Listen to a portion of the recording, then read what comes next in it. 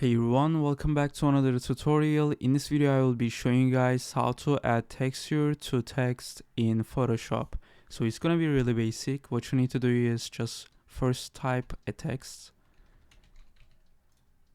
and then go to your right side and then just double click on your text layer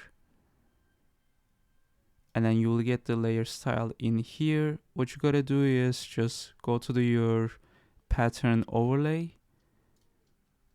And then in here you can just click on the pattern and then you can just choose any of the options in here. So as you guys can see, we just added a texture to the text and then click on OK when you are done. So this is how to add texture to text in Photoshop. I hope this video was helpful. See you guys in the next one.